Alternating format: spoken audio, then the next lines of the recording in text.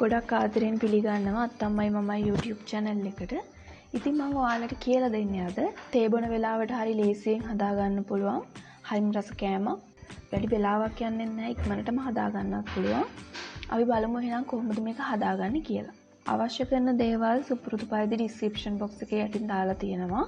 මුලින්ම මේ තියෙන්නේ ග්‍රේට් කරගත්ත අල ගෙඩි 3ක්. ඉතින් අල ටික මේ වගේ බෝල් එකකට දා ගන්න ඕන.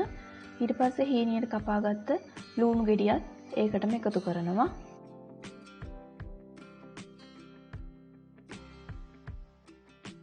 ඊළඟට බිත්තර දෙකක් එකතු කරගන්නවා. ඉතින් ඔයාලට කැමති බිත්තර ප්‍රමාණයක් එකතු කරගන්න පුළුවන්.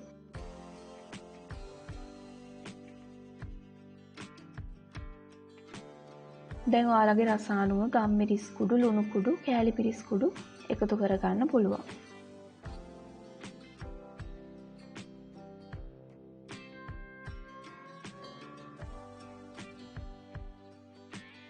මේ විදියට එකතු කරලා ටිකක් කලවම් කරගන්න ඕන.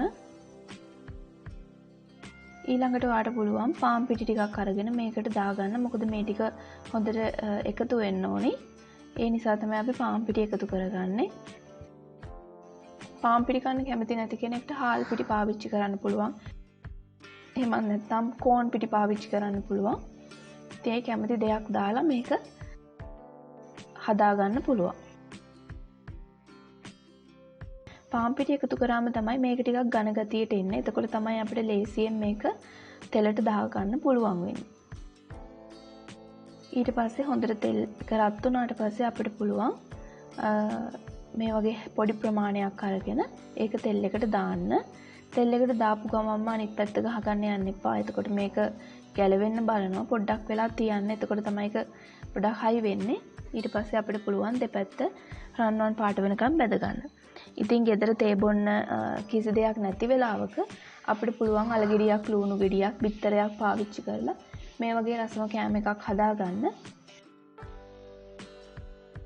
මේ වගේ රස කෑමක් හදාගෙන තේ බොන්න පුළුවන්. ඉතින් හොඳට බඩත් පිරෙනවා මේක කෑවම.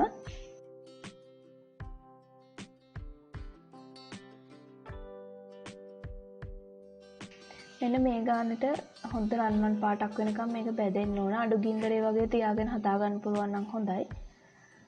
ඊළඟට අපිට පුළුවන් මේක මේ විදිහට තැම්බුණාට පස්සේ ලිපෙන් අයින් කරගන්න. ඉතින් මේක උණට කන්න ඕන. නිවුණාට පස්සේ පොඩ්ඩක් හං වෙන්න වගේ බලනවා. උණට තියෙනකොට තමයි අර ක්‍රිස්පි ගතියට කන්න පුළුවන් වෙන්නේ. මේ විදිහට තමයි අතුල තියෙන්නේ. හරිම රහයි. ඔයාලත් අනිවාර්යයෙන්ම මේක හදලා බලන්න. කමෙන්ට් එකකුත් දාන්න. අපේ channel එක subscribe කරන්න කියලාත් ගොඩක් ආදරෙන් ඉල්ලනවා. තවත් දවසක ඉක්මනට මෙන්නම්. ඔයාලට සුබ දවසක්.